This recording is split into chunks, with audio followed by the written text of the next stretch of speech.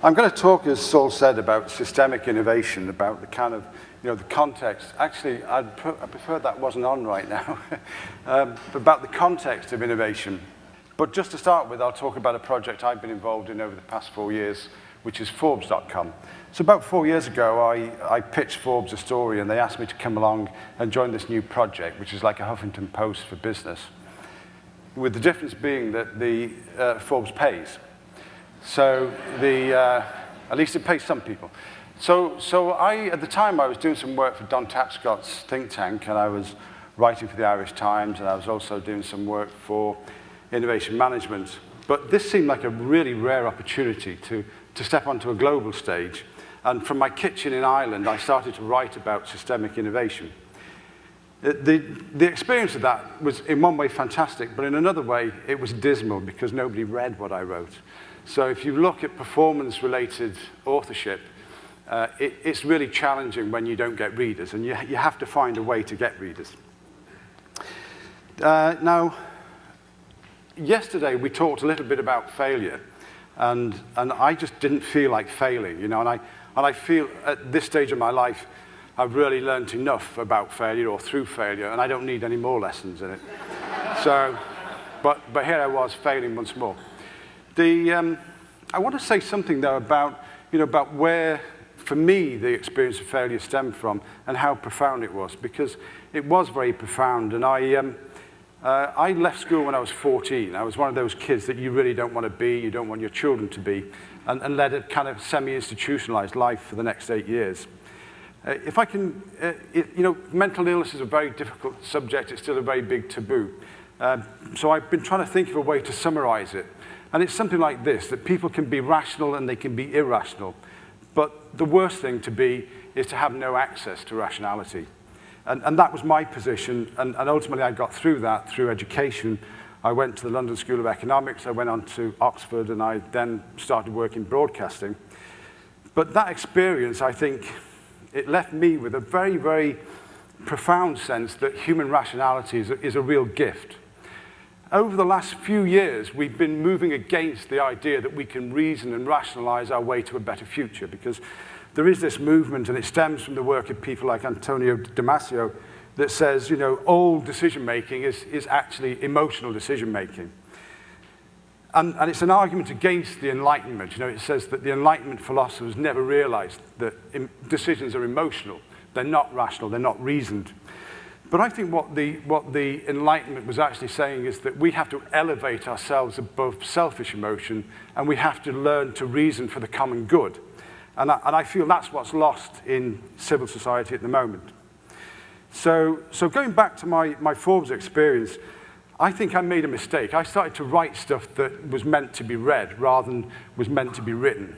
So I started to boost my audience, and by June of last year, I had 1 million readers per month. And it was rounding about that over a series of months. But I had a really profound sense of disappointment when I reached that figure, and I actually realized that I was part of the noise. In fact, if you look at how the media functions right now, it's, I think, almost purely noise.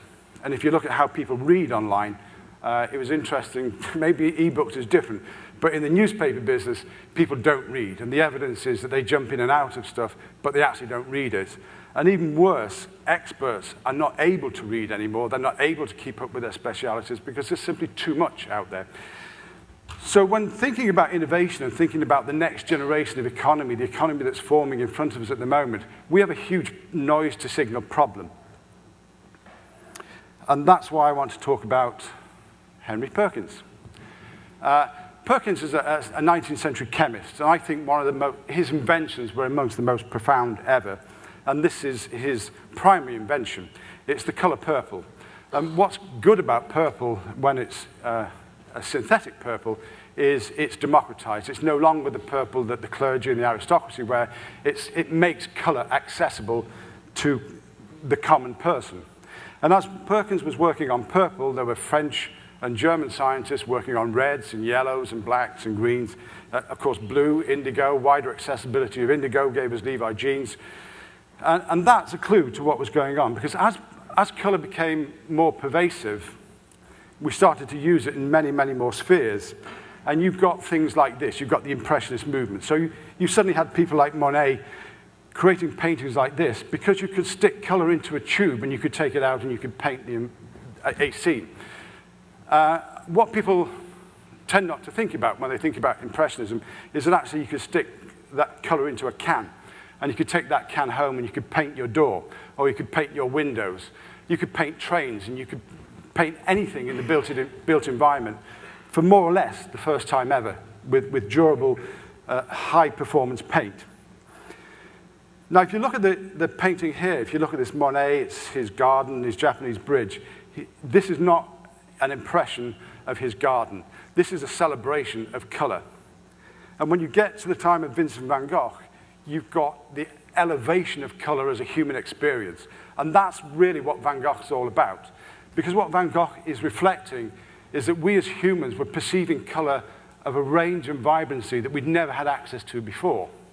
And we were perceiving it across our daily lives for the first time ever. The science of color says something like, in nature, there are 4,000 colors. But the human eye can perceive, or the human brain, can perceive about 1 million. So we were actually elevating human sensory experience through this second industrial revolution, the chemical industrial revolution. And the important point, I think, to carry with us as we are in this industrial revolution is to keep trying to think about what it is about the sensory experience of being human that we're elevating at all the junctures where we innovate, because we are doing that. But we're a little obsessed at the moment with disruption. And of course, that debate broke out, the Lepore-Christensen debate broke out recently. What does it actually mean to be disrupted if you're in industry, if you're a leader of industry? Anybody any idea what kind of revenue loss spells disruption? Any thoughts? It's actually around about 2 to 3%. So executives feel disrupted at that marginal level of change. And it's because at this stage in the development of the Western enterprise, they're running such a tight ship that 2 to 3% revenue loss is very, very scary for them. There is this more profound disruption, and I'm going to try and describe it in terms of the telecom industry, and particularly mobile, because I think mobile represents some of the same interaction with human sensibility that color represented. It's a very horizontal experience. But if you go back to the late 1990s, early 2000s, telecoms and the PC world were very vertically integrated. So in mobile telecoms, you had the telecom carrier, the network supplier, and the device supplier. And these were like a club. You couldn't break into this club. There was very little entrepreneurial opportunity around a rapidly expanding industry. They were quasi-monopolies, really, even though they were privatized. At the same time, in and around IT, you also had this pressure to make things more and more interoperable, because telecoms makes no sense if it's not interoperable. And in IT, you had the Wintel monopoly, and even there, it makes no sense. You know, it makes no sense for us to be swapping between systems. So you had ingenious people, like people in the B operating system, saying, let's try to create something where the PC and the Mac work together. And when that wasn't possible, they were saying, well, let's try and port Linux to mobile, or let's find one OS for internet appliances. And that desire leads to Android. If you look at how Android started, it was saying, can we make internet appliances, what we now call the Internet of Things? And in this particular case, Andrew Rubin set out to create a camera that worked online or worked with the internet. If you fast forward about 5 years, just before the Google, Apple Play in mobile, you've got huge pressure, huge entrepreneurial pressure and startup pressure building up. And the people that are applying that pressure are the people that worked in BOS and other areas of this kind of interoperability movement.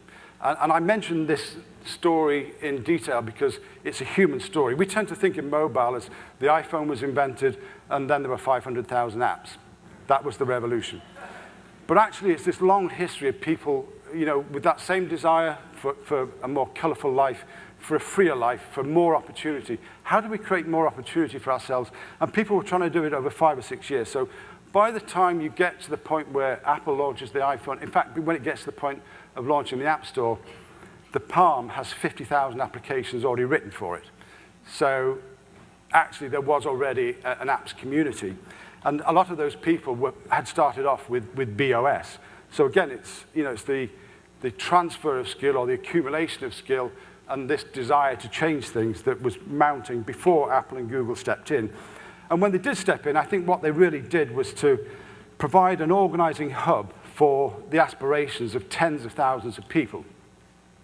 So it's not about the iPhone and it's not about the App Store, it's about this platform, and this platform that was able to be a hub for huge economic activity, and at the same time to explode the vertically integrated industry. So suddenly you start to get this horizontal activity so that Apple and Google can move into health or into the home or into autos.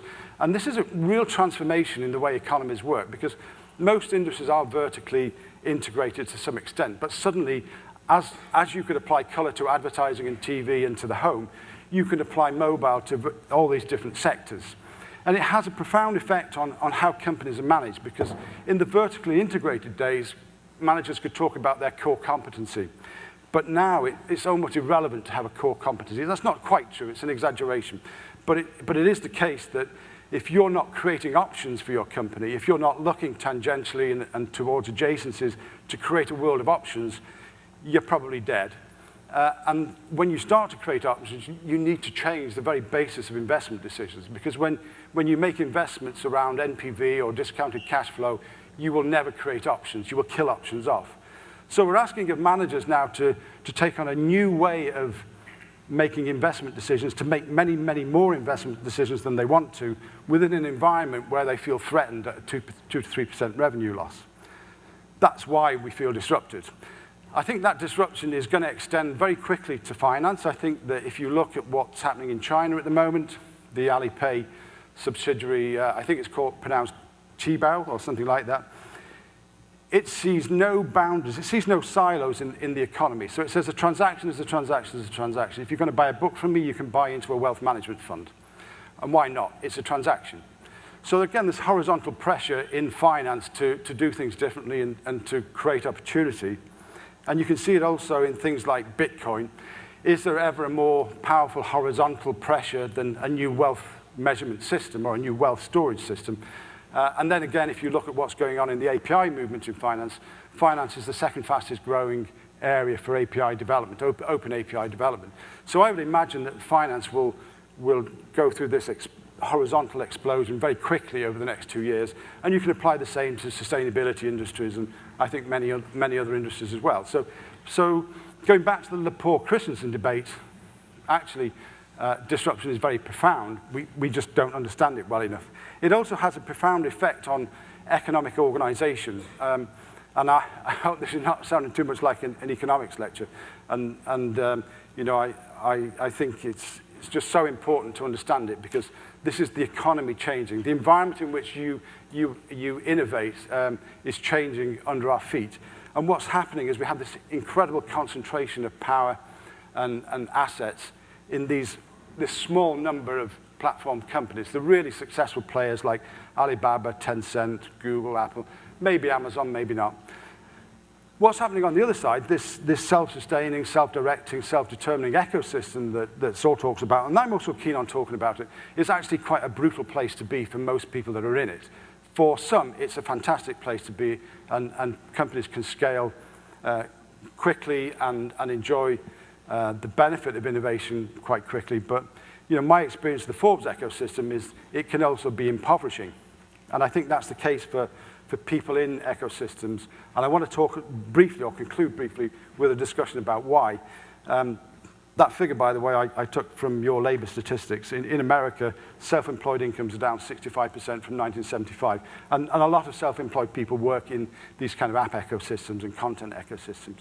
So we have concentration, we have decentralization. Decentralization is great, but it's dynamic, it's vibrant, and it's impoverishing, and it's difficult as well. But something else is going on, and it's this. So why don't companies become platform companies? Because they don't understand it largely, and because they're scared by the investment. So last year, Expedia spent $500 million on renewing its platform. It hosts 8,000 companies on that platform. So the $500 million is really worth it. But there was a long period where it didn't host 8,000 companies. So it's been a risky investment as well. The problem is, I think, in America that last year in the S&P 500, companies spent $500 billion on share buybacks. So to promote their share prices, they poured away $500 billion that, in a sense, should go towards platform investment. It should go towards renewing the economic base of the country and restructuring enterprises. But perhaps even worse, American companies have about 1.5 trillion in cash on hand, most of it outside America. So you could say that in America, there is a $2 trillion innovation deficit. And that's extraordinarily significant for you, and I think for the world in general. And I think it brings me back to this idea of rationality and reason. You know, there is a lobby for share buybacks. There is no lobby to make this $2 trillion available to the economy as productive investment. And I think that somewhere in the innovation community, what we need to do is to recapture that sense of reason and say, and use it to form some kind of pressure to say, actually, you know, this money belongs in the economy, it belongs in the innovation economy, and it belongs in creating more for the common good. So that's my take on your economy. Thank you.